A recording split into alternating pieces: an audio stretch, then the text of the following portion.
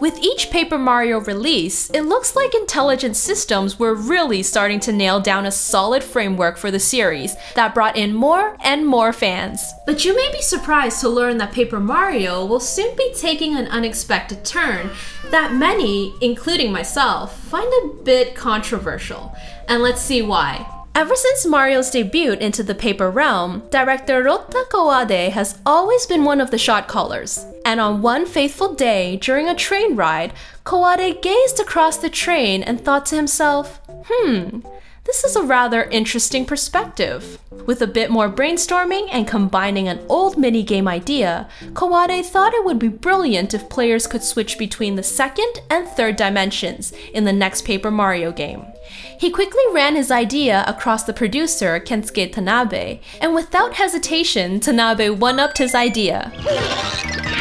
Now that the new game mechanic was in place, Kawade and Tanabe both decided to refrain from the traditional RPG-style battles and put focus on action platforming instead, because they felt it was more fitting. Personally though, I felt they should have gave this idea more thought, since it is an enormous change.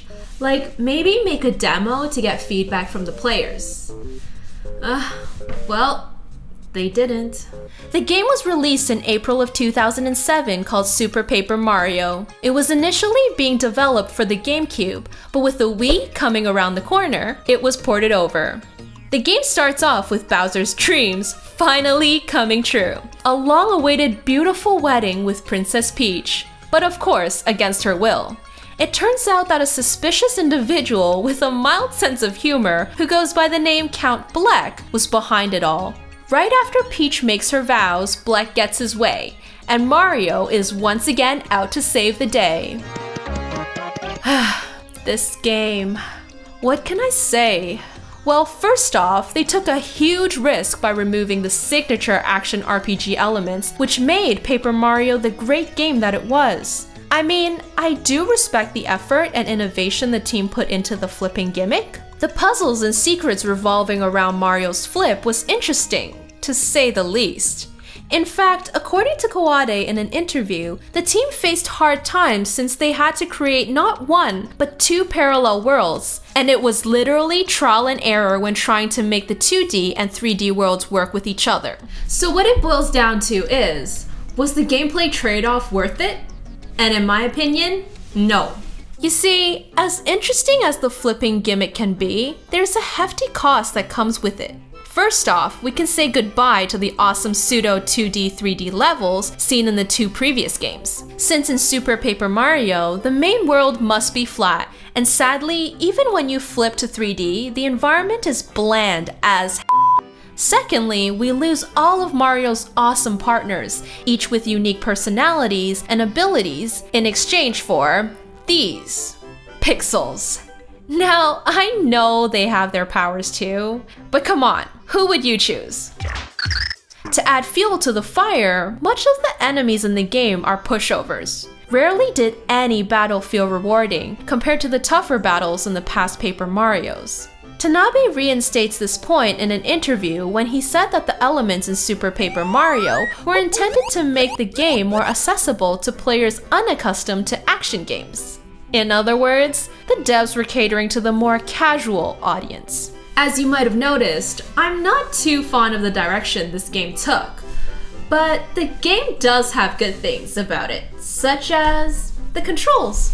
According to Kawade, while the game was being developed for the GameCube, almost all the buttons on the controller was used, but in the end, they managed to realize these controls with just one Wii remote.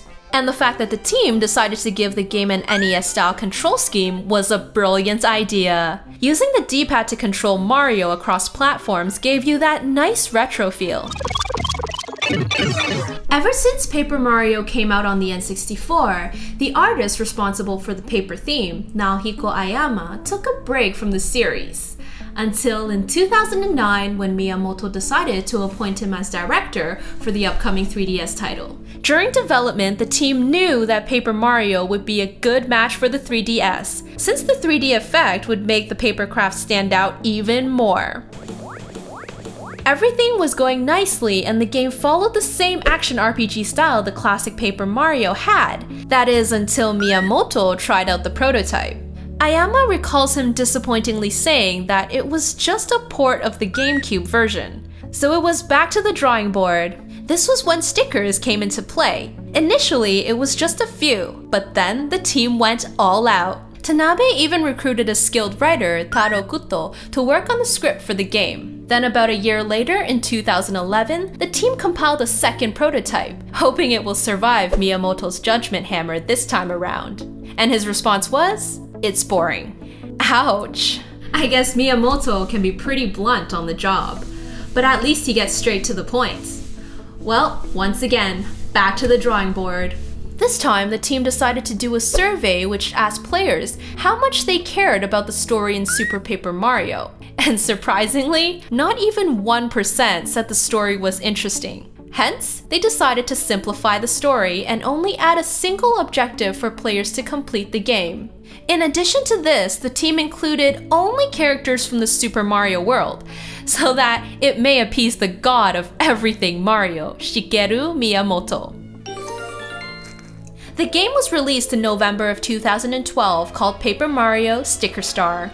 The story begins with everyone in the Mushroom Kingdom celebrating the arrival of the Sticker Comet. And as usual, in comes Bowser to mess things up, leaving Mario to once again save the princess and restore all things that are good.